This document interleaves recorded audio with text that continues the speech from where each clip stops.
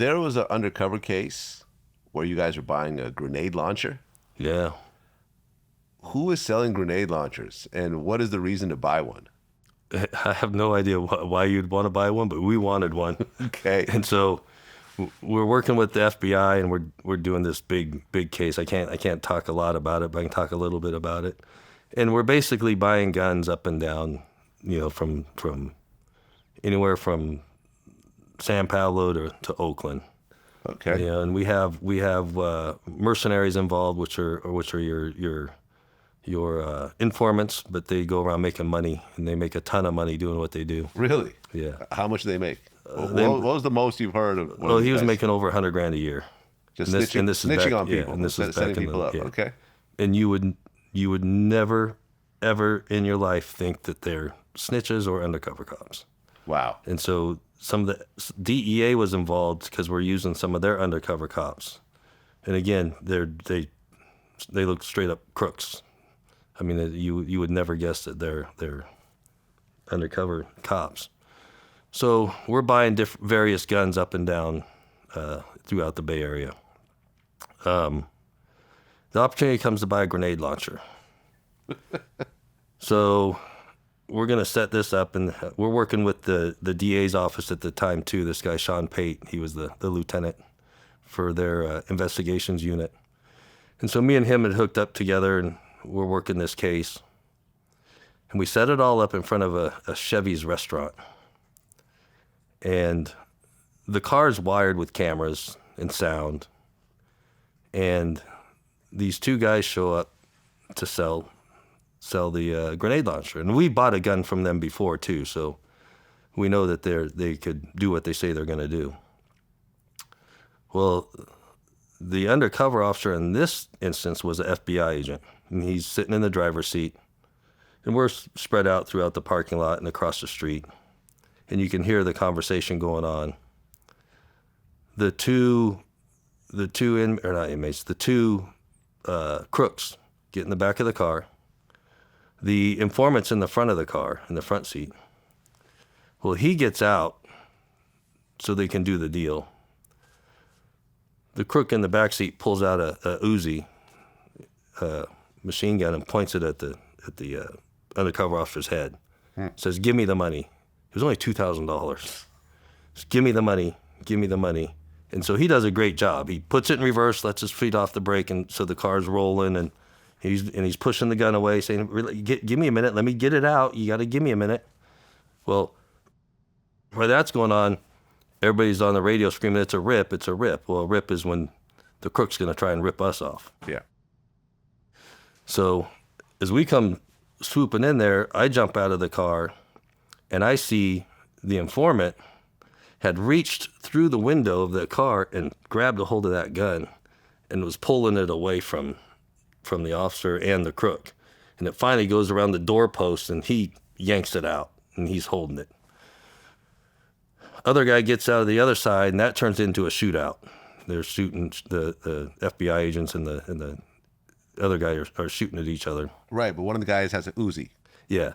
The Uzi got ripped out of the guy's hand. Oh, so he wasn't shooting the Uzi? No. It was another Then it gun. would have been a bloodbath. Right. But now it was another gun. Okay. So I'm thinking, oh, man, I don't have my vest. So I run and get my vest. I come back. I'm in charge of all this. So I hadn't told anybody we're doing anything. The worst thing an undercover operation you can do is tell people what you're going to do. You don't tell your own officers. You don't tell nobody, because then it gets burnt. So I'm on the radio explaining, "Hey, shots fired, Chevy's restaurant, need help, get up here." And I can hear all the sirens coming. And as I'm walking back to the car, I see the informant holding the Uzi. And dreadlocks, gold teeth, tattoos everywhere. So I tell him, "Hey, man, give me that, set that on the ground, go get in the back of the excursion. And just stay there. Don't ever come out until we come get you." Because we didn't want the other officers to know what he looked like either. And he's like, "Okay." And so everybody comes up there, and what I'm not paying attention to was the restaurant was open. And so when it all calmed down, the one guy that was in the shootout had ran through this ravine So now we got the CHP helicopter, has him nailed down on the side of a mountain and won't let him go. Now I have to try and control all these people that are in this restaurant. There's probably 100 people. They're all staring through the window. Some of them are looking out. So we get through that, go up on the hillside, arrest the other guy, arrest all of them.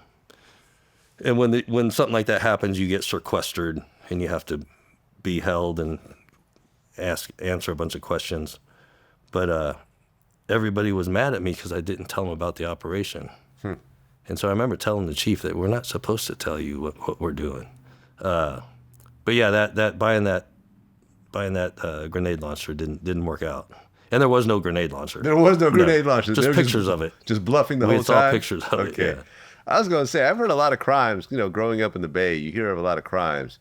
You never hear a grenade or a grenade launcher being used in any crimes. No. That's something a little different. Maybe out in the Ozarks or something they're using grenades. I know it'd be pretty cool to buy a grenade launcher, but... Right. I'd buy one. Right.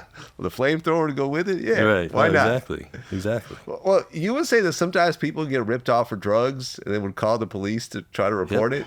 Yep. We would get home invasion calls of, it was, a lot of times it was weed houses. Huh. And they would break into houses and hold people at gunpoint and steal all their drugs and money. And then they'd call the police. Yeah, it's interesting. I've told this story on my show a bunch of times, but I actually dabbled in drug dealing at one point. I bought a kilo of cocaine. Right. And the guy who I thought was my friend, who I'd known for years, ended up ripping me off for like $17,000. And I had this moment where I'm like, what do I do? I can't call the police. Right. Right.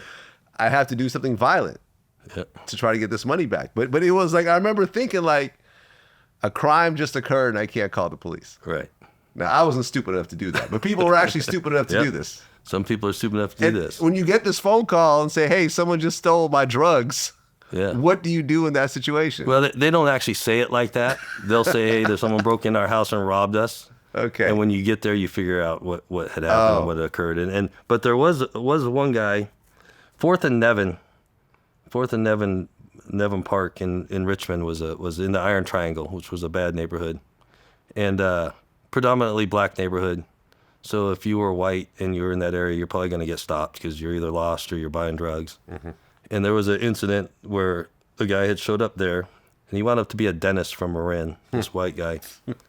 And the call came out that there's a white guy standing in his underwear in Nevin Park. Well, the people in that area, they know he doesn't belong there either. So they're calling us. So you go there. Just for everyone listening, hold on. I just want to stop for a second. Marin is like one of the richest areas in the Bay, right? To be a dentist from Marin, you're probably making $500,000 a year, right? So to be in the hood buying drugs and getting stripped down is crazy right now. Okay, go ahead. And so you go there, and he's standing in his boxers. And what had occurred was he was addicted to crack. And it was back then, it was the big crack, pandemic. And when he got there, they had convinced him to let them use his car to go get the drugs. So he gave them his money and the car. I'm sorry, they didn't give him his money. He gave them the car to go get the drugs. Okay.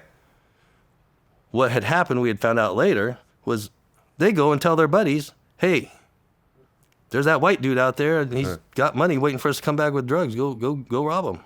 So they stole his car, and then they went and robbed him. Yeah. Okay. So his buddies, whoever their buddies were, went back and robbed them. And he said, out of the blue, these guys showed up and pointed guns at me and took all my clothes and all my money and stuff. They took his clothes even. And I don't want my wife to know. That was the other thing. Okay. Well, crack will do that to you, man. Right. Crack will do that to you. Yeah. Yep. That was a funny one. Well, you talked about this story, which is actually kind of interesting. There was a situation where there was a young boy whose grandfather had whooped him with a belt, and the mother had called the police. Yes. But there was more to the story.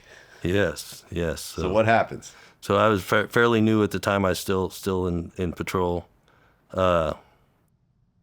And the call comes out, child abuse call, basically.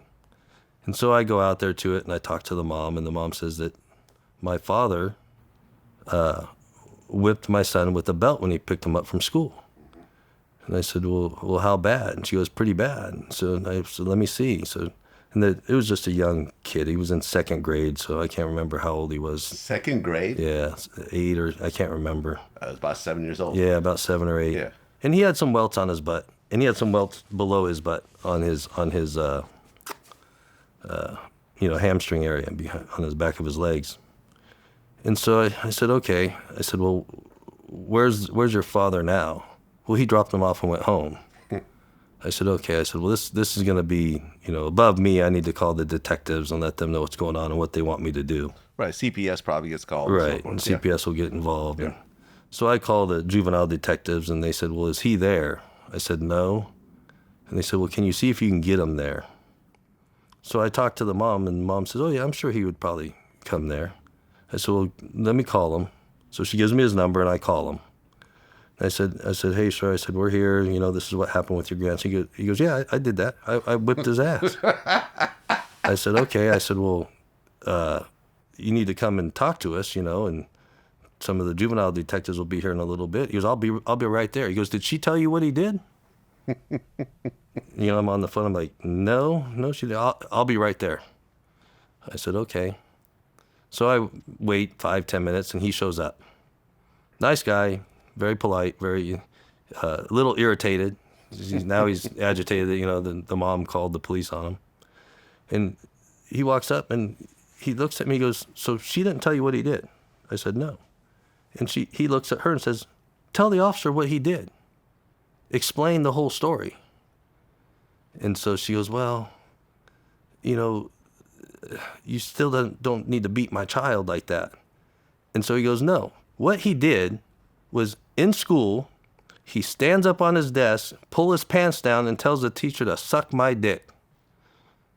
So the school takes him to the principal's office and calls me. I have to leave work to come pick him up and bring him home. And I whipped his butt. That's exactly what happened. That changed the whole story to me. That changed the whole, to everybody, the detectives, the whole bit. And they took the reports. He never got arrested or nothing. But I remember one of the detectives talking to the mom and explaining, hey, he could go to prison for a long time. You're not gonna, you got somebody looking after your child that wants him to grow up right. Well, yeah, because the mom would have to press charges. Right. Or I guess the DA could take it on. The DA could take it without. Right, but if the mom's not cooperating, there's no point. Right. Okay, so listen, I don't believe in hitting kids. I have kids myself. Right. I've never hit them. But, if that happens, I may consider it. Right. I may actually consider hitting my kids exactly, if they did something as outlandish as that. and it's, do you hit him with the belt? I don't know. I mean, and the kid's squirming around, he's going to get hit elsewhere besides just the butt. But yeah. I'm not saying it fully excused him of what he did, but you understood it.